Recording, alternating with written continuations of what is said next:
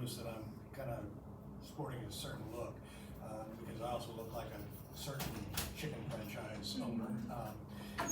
So I've been out there as Colonel Sanders, so that's why I'm looking the way I am. But I am the Deputy Judge Executive for Shelby County, and what the Deputy Judge Executive does is he's kind of the Vice President or the Lieutenant Governor for the county. And I have all the duties and responsibilities that the judge has, with the exception I cannot run fiscal court. We'll talk about that in a minute. And I can't marry people. The judge can marry people. So those are the only two things I can't do. I sign a lot of checks, sign a lot of ordinances and bills and that kind of thing. I get to do all those things. And then I get to run the day-to-day operation of the county. So you all had some questions, and so I'm just going to hit those. So how is the budget for Shelby County decided? So we have a $40 million budget for the fiscal year. We start in July. Fiscal year is from July to June. Calendar year, obviously, January to February. So that causes a little bit of confusion. But our year starts in July, and we have a $40 million budget. Now that's kind of inflated a little bit. Normally it would be about a $30 million budget, which is still a lot. But we, thanks to the federal government, we received $10 million called ARPA money. It's due to the situation we had with COVID, and we're restricted on how we can use those funds. And we can give that money out if somebody falls within the guidelines of what you can use that money for. In addition to the ARPA money, we also have opioid money.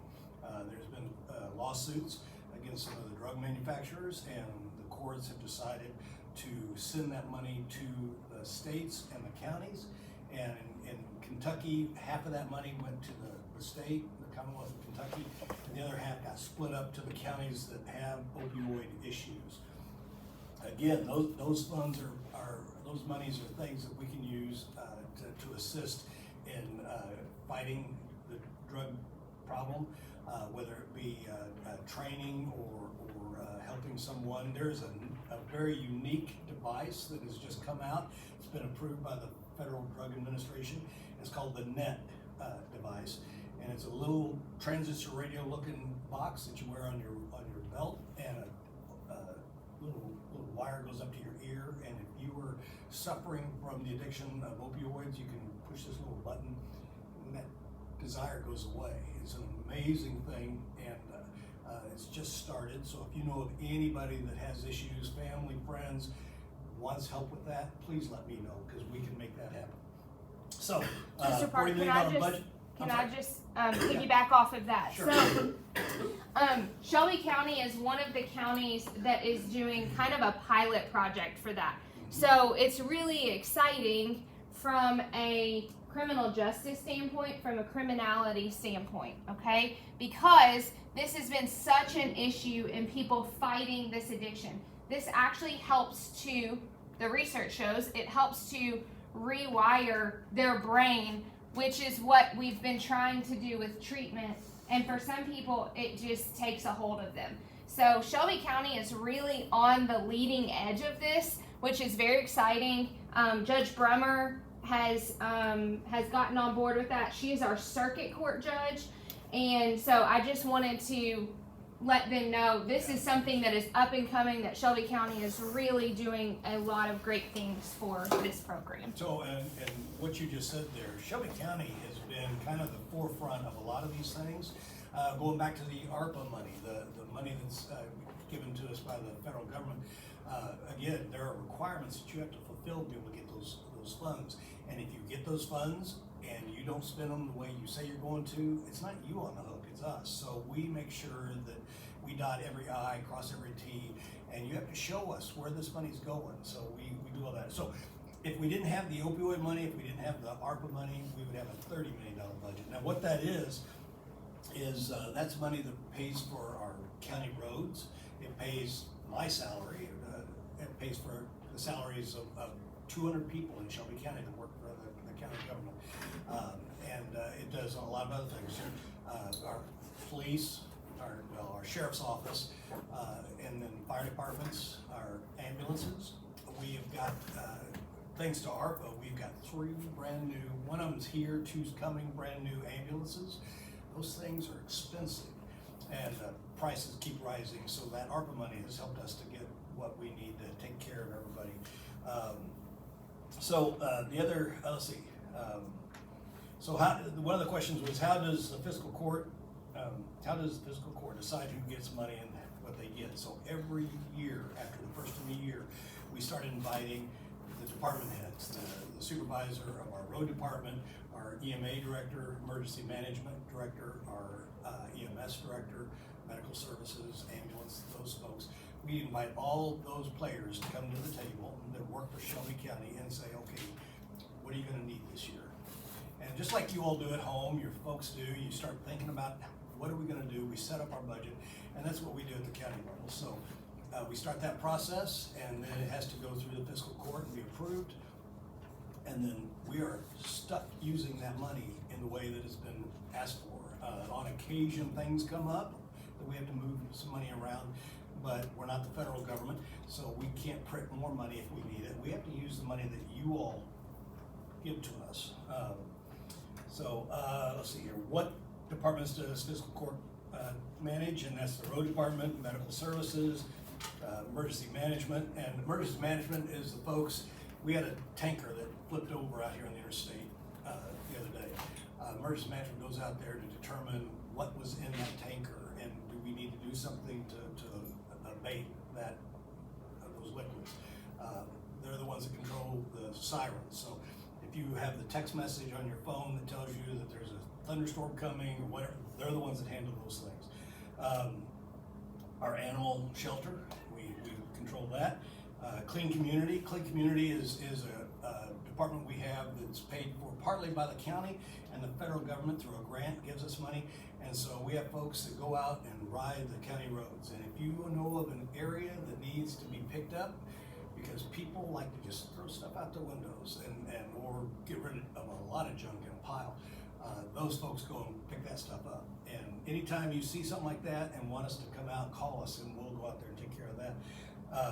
And then also the judge executive's office, and that includes our treasurer, finance office, that includes my office, and I don't know if you've looked at it lately, and I would invite you all to come out to the courthouse.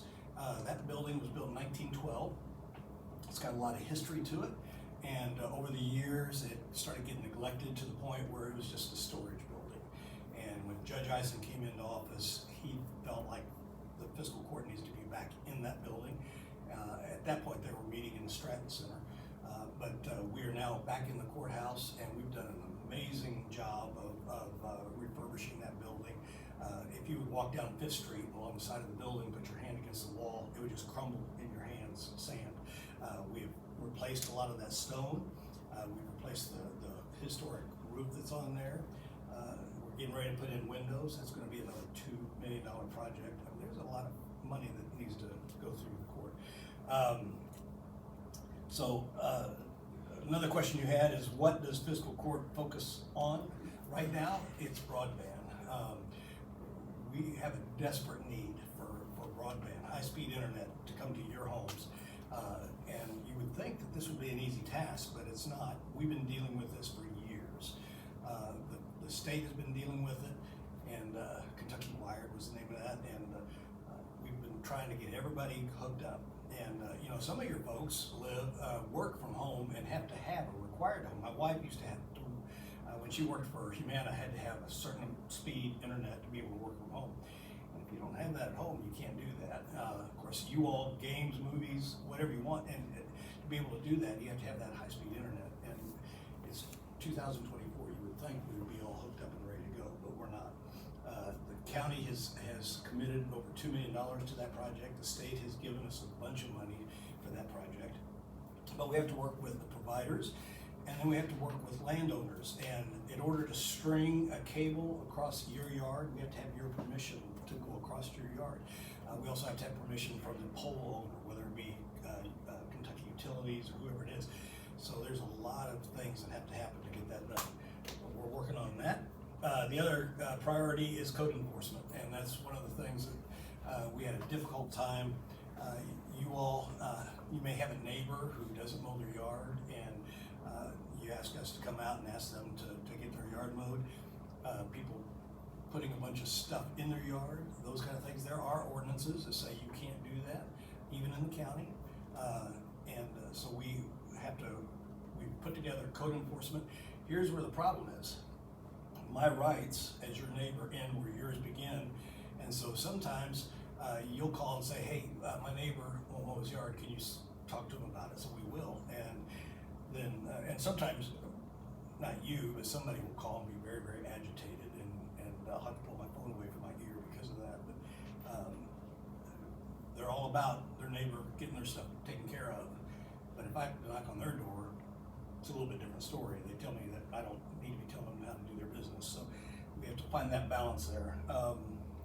If I can just jump in too. So we talked about, just to give them a little bit of background on the code enforcement. So we talked about how the federal laws, how the state laws, part of the responsibilities of the fiscal court and the members of the fiscal court is to pass ordinances. So that's our local, that's what we call our local laws, basically. And one of those is a county can decide what they want their codes to be. So if you have to mow your grass, some counties, you may not have to mow your grass so often, or some counties are more farming, or so there's, Shelby County has a lot of farming, but also has industrial, but also has residential. So they have to have different codes for every single zoning, the residential, the agriculture, the industrial,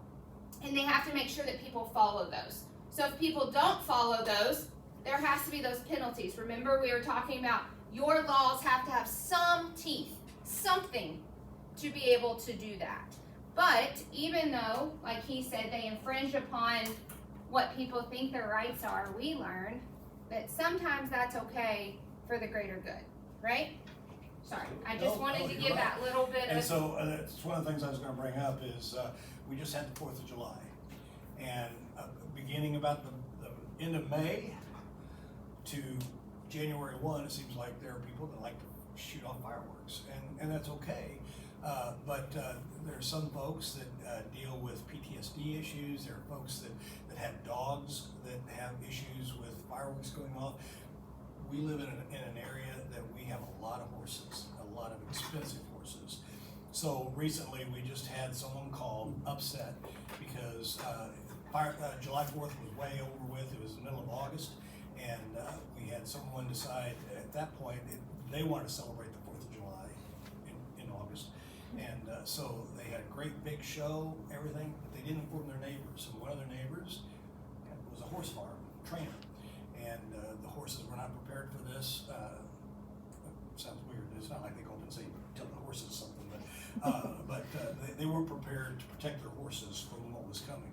And so there was a horse that got spooked and ran through a fence, was damaged. Horses are not cheap.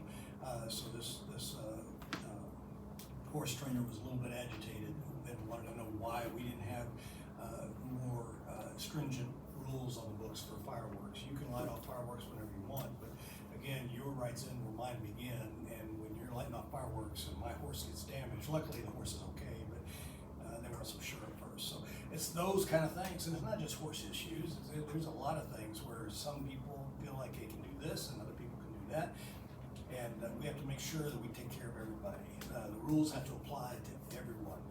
As to the county and the city issue, there are folks that live in Shelbyville, but they're actually living in the county.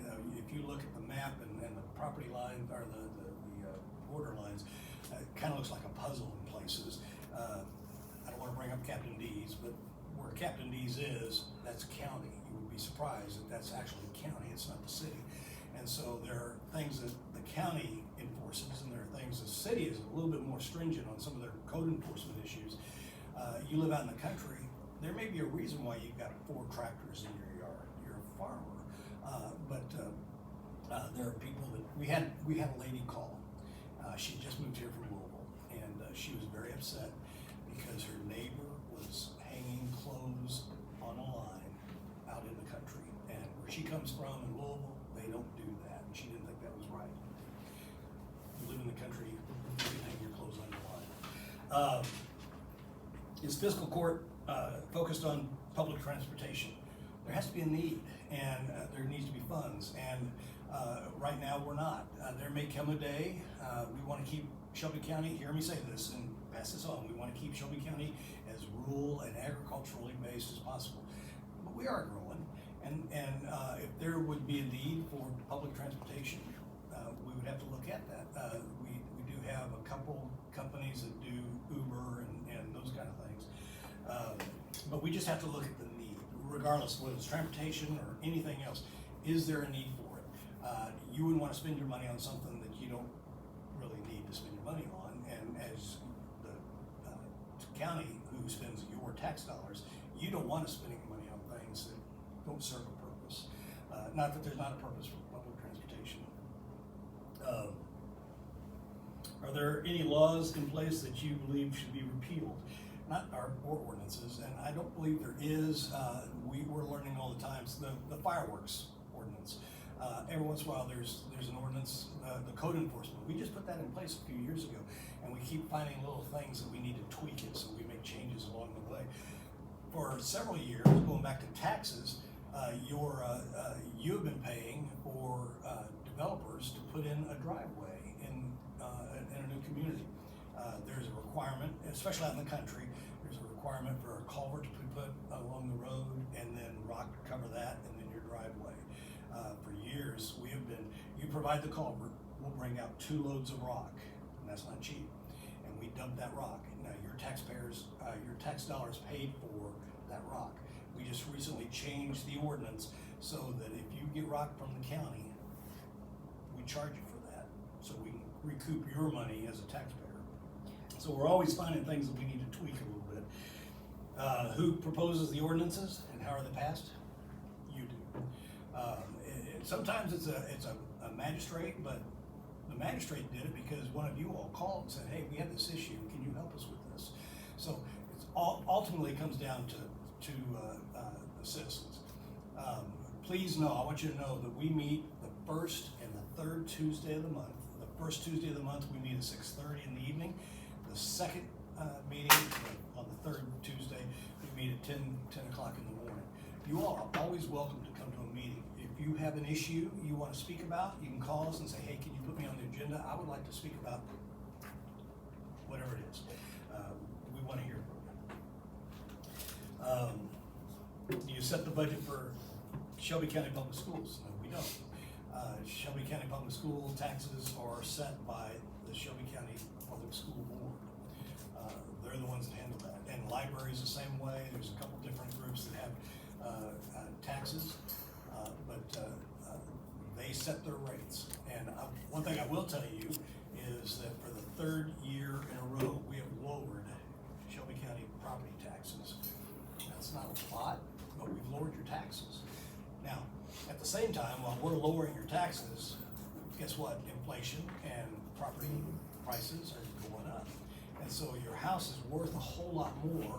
You're paying a little bit less in taxes, but because your house is based on what your value of your home is. So it kind of looks like you're paying more in taxes. And in a sense you are, but when you go to sell your house, it's worth a whole lot more than it used to be. So it's kind of a game with that. Judge, can I ask you, we've talked about you were talking about some of the laws and who proposes them. Does fiscal court have different committees? So we learned about when a law is proposed, it goes to a committee, and that committee takes expert testimony if needed. That committee can make sure that it's a law that needs to be presented to the full court. Does fiscal court have the same thing? Yeah, we do. Pretty much every department that we have a road department committee, we have animal shelter committee, each of those. And so there's a couple magistrates that are appointed by the judge to sit on those. Joey Riddle, who is a magistrate up in the northwest corner of the county, he has a background in fire management, fire department, EMS, all that, so he is the chair of that committee. And we try to get people that have a little bit of interest or knowledge in those areas to be on those boards. Danny Eads, who is the southwest corner of the county, he is a farmer. and he is also very much involved with animals and all that, so he is the chairman of the animal shelter committee. So anytime you all would come and say, hey, we have this issue, and you bring it to a magistrate, and we start working that and trying to figure out how we can make that into an ordinance, those things go to the magistrates, and they debate it, and they figure out the best way to do it. This code enforcement, it's just really been enacted for the last year and a half or so, because for several years, we kept looking at it and trying to figure out the best way to do this. So we do what needs to be done, but we don't tell you how to manage your yard. Thank you. A little bit about me. Those are the questions. I'll answer any other questions. I started off in the ministry years ago. I also worked for hospice for a while. So I have a background in customer service and community service. And because of that, I was asked by the governor, previous governor, to be a part of his staff. I worked in the governor's office directly for the governor. I was the complaint department, constituent service. I was the executive director of constituent service. So anytime the governor says something that makes people mad, guess what? That phone rings and someone has to answer it. What I love about this class, and I appreciate you all doing this, is that for a while I was starting to think that we'd stop teaching civics, public service, and so people would call and want us to do something that we can't do. And so I appreciate the fact that you're all learning this and understand that sometimes, whether it be the judge's office, the governor's office, they'll call and say, hey, I need you to take care of this problem. Well, I can't because that's a state issue or whichever. But we help them figure out where they need to go to get that help. Sometimes I help them. There are people that will call and they need help and they can't get anybody in the state government. That was going to be a drug comment, I stopped myself.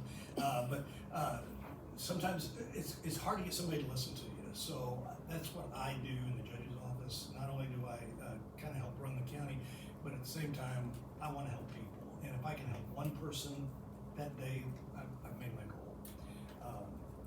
So I love doing that kind of stuff. If I can fix a problem, I love doing that.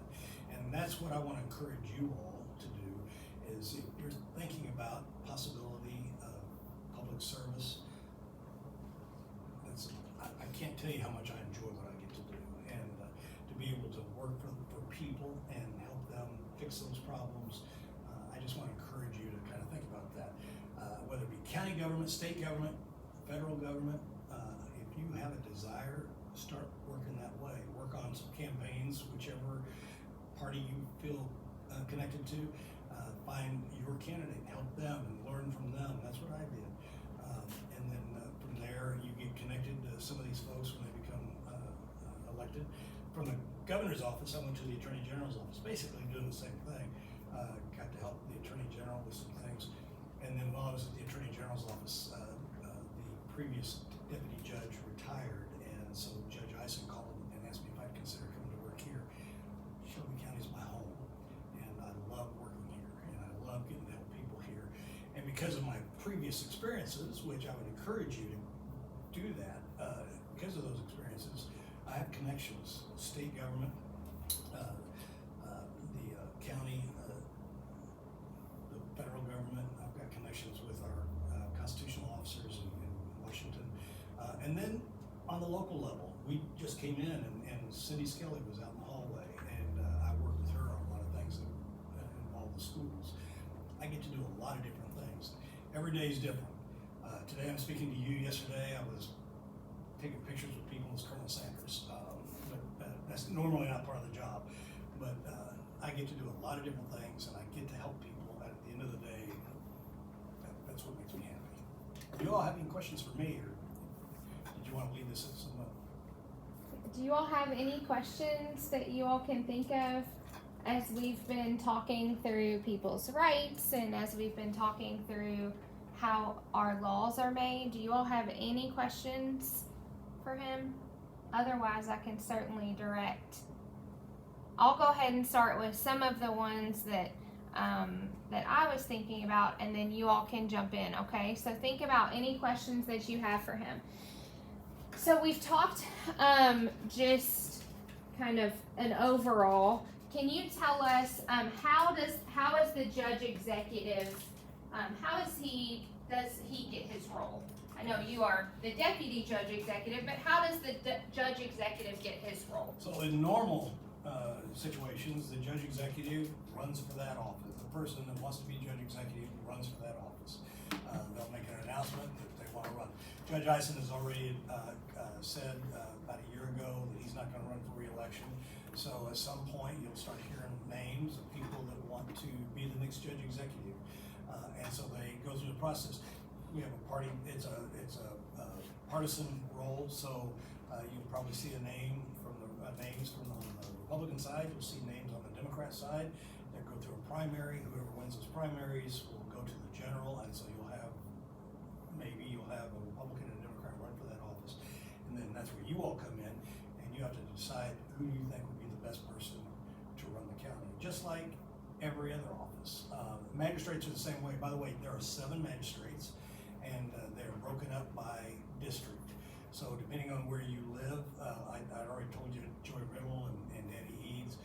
In the city, it's John Swindler, and then Brock Lispy is down my way, down by Mount Eden. But there's 7 of them, and each one of them run in that particular district. The judge executive runs for the entire county. And when we say it's a bipartisan race, that means that someone, as he said, somebody runs from the Republican side and somebody runs from the Democrat side. There are some government offices that are not partisan races at all. Judges do not have any political, they're not allowed to have political affiliation in their campaign. However, there are some offices that they can run on a particular party, with a particular party, like the Republican Party, and they can broadcast that they have the same values as this particular party, okay? So, judges that hear criminal cases and civil cases are different than our judge executive. Our judge executive can run with a party. Judges in criminal civil court, different, right? They cannot do that, okay? The magistrates, do they have to live in their district, or can they run wherever they want? No, you have to live in that, that's a qualification, you have to live in that district. Now, we just recently had a situation where we had to look at border lines because populations change in a county. And so sometimes we end up with more people in one area than another, and they all have to be pretty much equal. There has to be a very low percentile where it could be different. And so as we were looking at the borders of the districts, the 7 districts, we found that one of our current magistrates lives in an area that really probably should move a little bit, which would have put that person outside of their district. They would continue to serve for that term, but next term, either they would have to run in the other district or someone else would. So things like that change. When you're the county judge, that doesn't necessarily work that way. The other thing, not only judges, but your city council and your school board members, they are all nonpartisan. So the mayor and the city council members, they run as a nonpartisan. It's just whoever. What happens if there's someone in a district, what happens if a district does not have someone to run? Has that ever happened to your knowledge? Not in recent memory that I know of.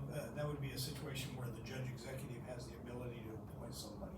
There's a school board race there is two school board races this year that someone has not stepped up to run in one of the districts. And so after the election, I believe it's the state superintendent will appoint someone from that. If somebody who steps up and says, I'll be that person. And to that, talking about the judge, we talked about elections. There are times where the previous judge executive decided to run for the House, and he won his election, and so he left the judge's office early. He can't serve both. So he left and went to Frankfurt. That opened up the judge executive's office, and that's where Dan Eisen comes in. The governor appointed Dan Eisen to fulfill that term. So let's say that Judge Eisen decides to leave early, he wants to retire before his term's up, heaven forbid, health issues, whatever, if he were to decide to step down, then there's a little bit of a couple different steps there. But if it's after a certain amount of time and within so many days of an election, the governor appoints that person. And that's how Dan Ison came into office. He was appointed by the governor at that point. Finished out that term, he ran for re-election, he wasn't opposed, and then he ran this last time, and that's when he announced that he's not gonna run for another term. So, how long have you been in your role? And my role is appointed, so I don't run for office, the judge appoints that person. I've been in my role for 4 years now. Before me, it was Janet Cuthrell. I don't know if anybody would know her, but she used to be the deputy judge executive, and she decided to retire, and so I got appointed. And whoever is the deputy judge, they're appointed by the judge. What is your relationship, or who is the legal advisor for fiscal court? That would be the county attorney, who is also an elected position, partisan. But people, it used to be Hart McGibbon, now it is Carrie McIntyre. And so anytime we have an ordinance that we want to pass, the first person it goes to is our county attorney, and she looks at it to see if this is kosher, if we can do this, if it's legal. Sometimes she will make some adjustments to it, works with us on those things. Sometimes we get sued, and so she represents the county over lawsuits. Usually someone's gotten hurt out of the park or those kind of things, but she is our representation. We also have, we have an organization called the Kentucky Association of Counties, KACO, and KACO has a staff attorney who is the most amazing person you will ever meet. You can ask him about any kind of law on the books in Kentucky, and he looks up in the sky and he pulls it out of the air. I don't know how he does it, and I don't know if you know Rich Ornstein or not, Yes. but Rich Ornstein is just an amazing guy who knows everything, and I've not been able to stump him yet. I've tried, but he's usually our backup counsel in case Carrie can't or she's not sure. And where does Shelby County, or where does this fiscal court, what is the 5-year plan for Shelby County? So Judge Ison calls it the Shelby County balance. We know Shelby County is rural. We know that agriculture is from the very beginning. If you look at the front of the courthouse, if you look up at there at the top, the pinnacle up there, there are 2 cornucopias on the front of the courthouse. We know we're agriculture. We know that we have over 200,000 acres of farmland. But we also know that we're in a very unique spot in Kentucky. We're pretty much in the center as far as transportation goes. I'm sorry. No, that's all right. It's just a student coming back. It's okay.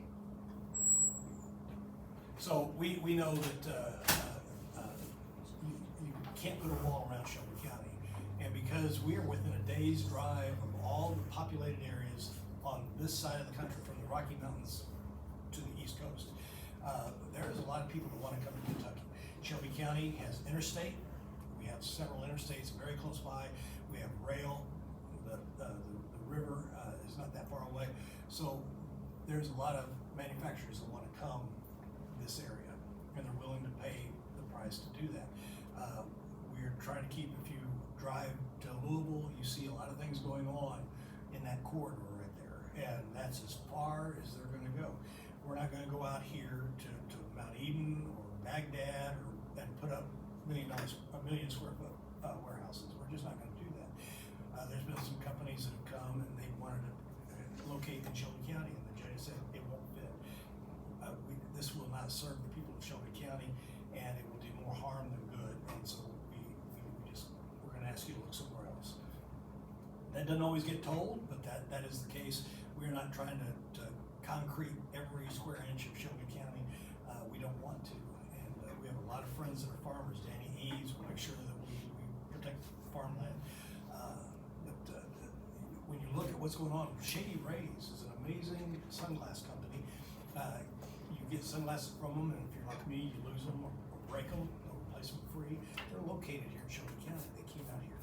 We have a $1 million square foot warehouse that may or may not end up having a Ford stamping facility in there. Can't confirm or deny that.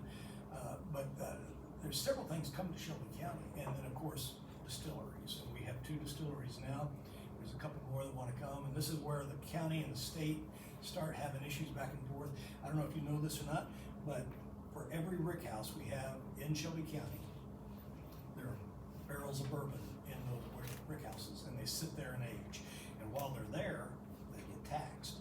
And because of that, Shelby County Public Schools gets $1 million a year. That's quite a bit of money. There's talk that, you know, the bourbon distillers want to do away with that. It's kind of an unfair tax, and it is.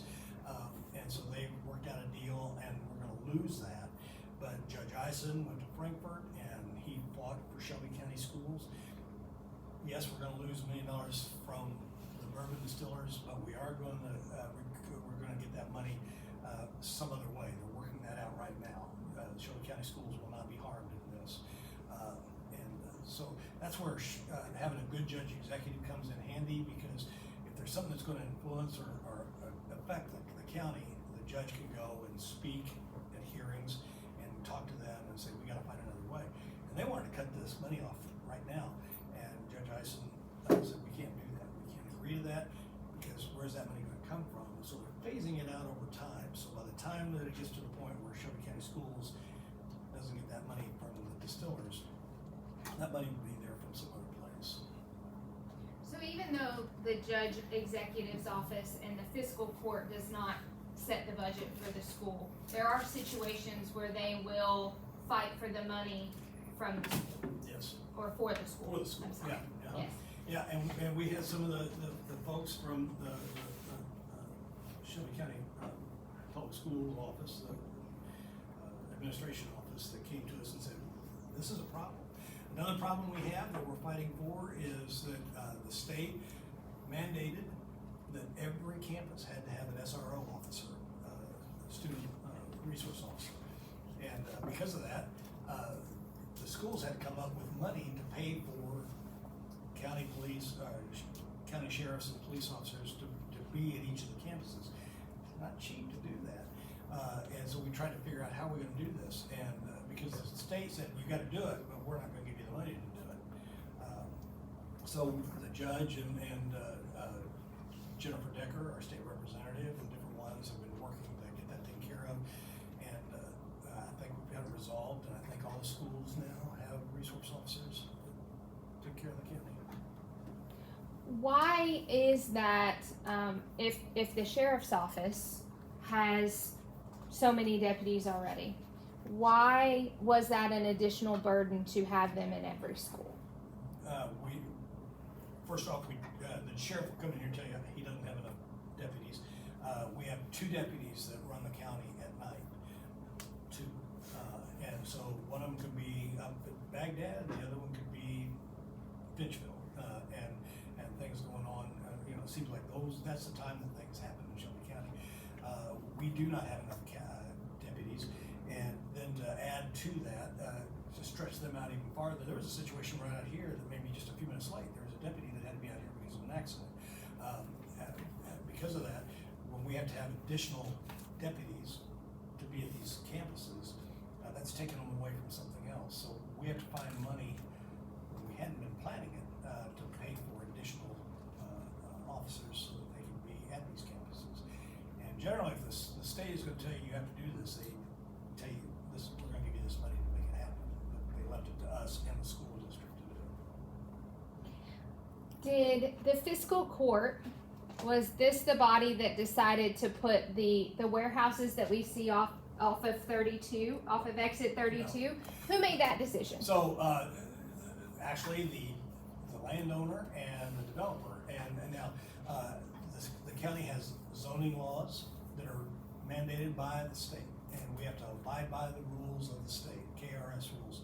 If I was Rich Winston, I could tell you the chapter and verse. So we cannot, there are times we can say we don't want you to come here, and they come to us. Even yesterday, Wednesday, I was in a meeting where there's a company that wants to come here, and in order to come here, they want us to give them some concessions. Where one of the things we do in Shelby County is we have property tax, and we have wage tax, and so, sometimes they'll ask, can we get a waiver so we don't have to pay that property tax for 10 years? Or just little incentives so it makes it easier for them to come here. Sometimes we can do that, sometimes we won't do that. But anytime somebody wants to come here, we can't necessarily tell them they can't, unless it's illegal. We just can't tell them you can't come here.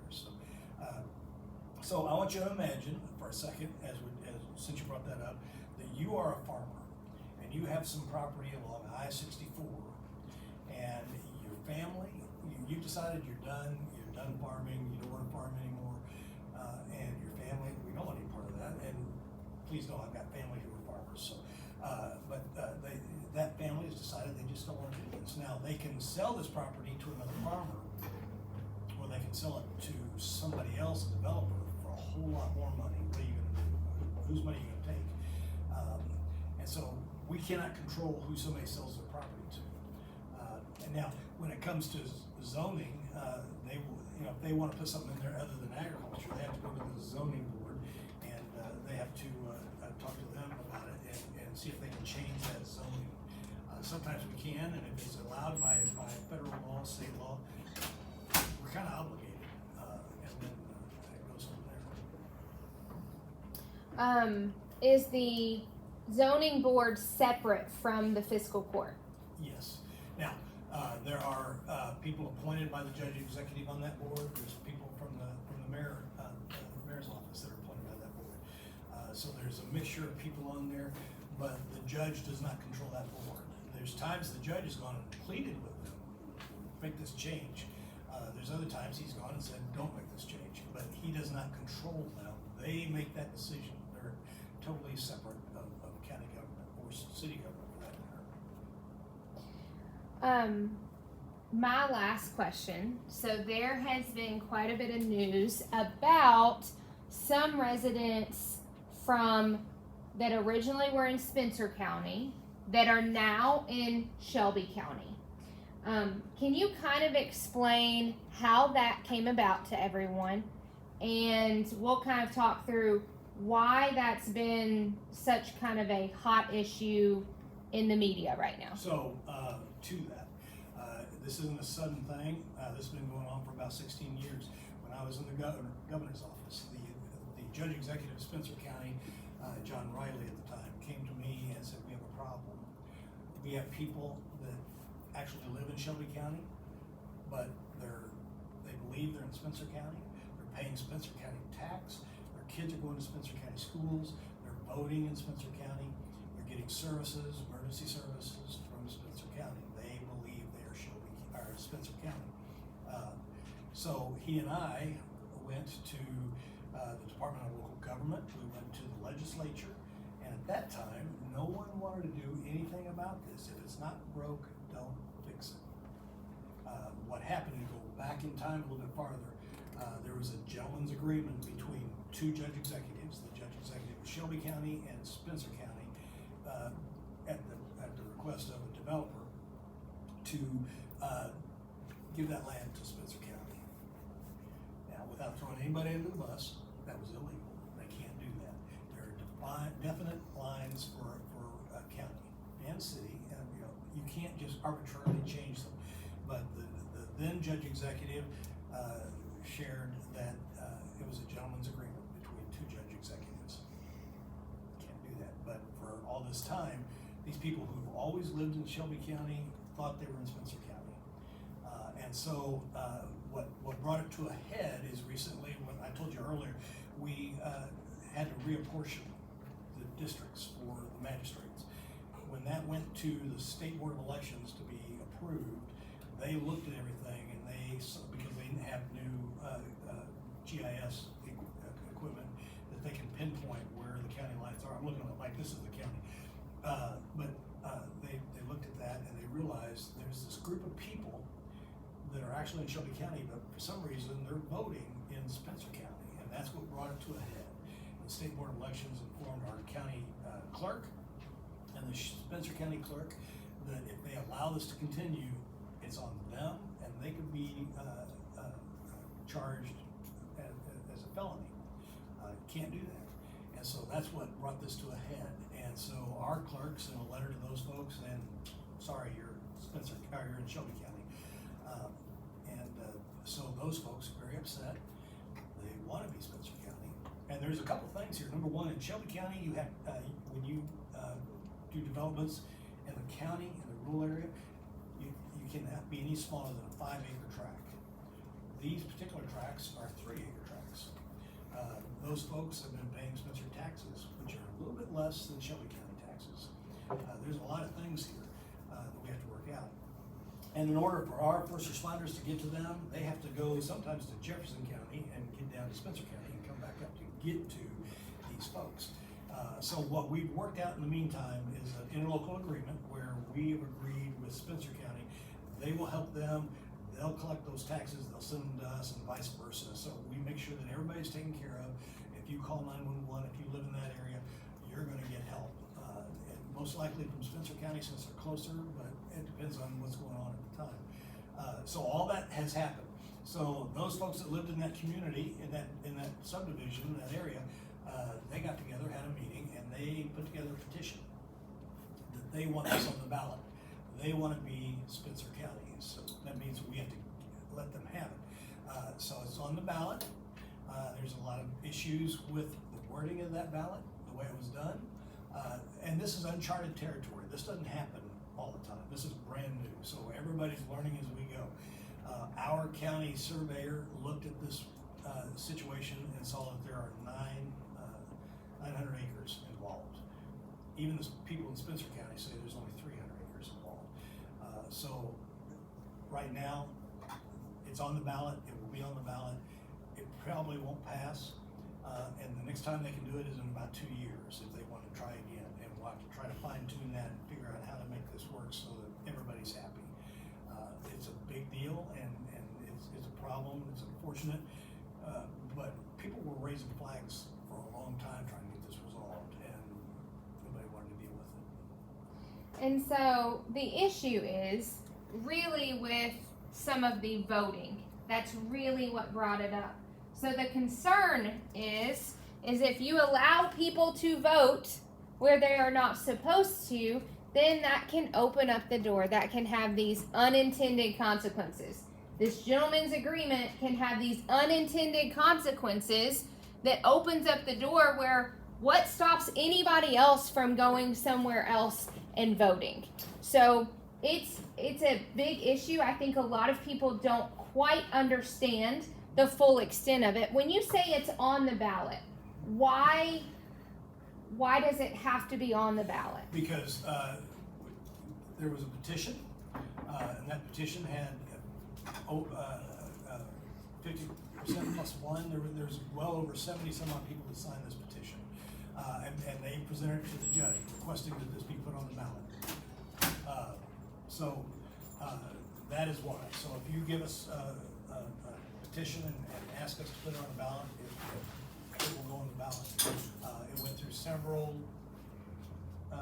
filters multiple times with our county attorney, with Rich Ornstein, with KACO, and different groups looking at it. It's just there's no, and again, this is uncharted territory. You don't see this happening a lot, but they also are telling us, Rich Ornstein has told us that this will be the test case, and there are other counties that have similar situations that it could become a bigger issue later. Thank you so much. Do you all have any questions for him? Really? Again, I want to thank you so much for taking your time to come and talk to us. I know that you all have a better understanding of our local government now. And I hope that you all will take his encouragement to get involved. It really is important. And you heard his invitation to go to fiscal court and to start getting involved even now. If you want to be in local politics, now's the time to start getting involved.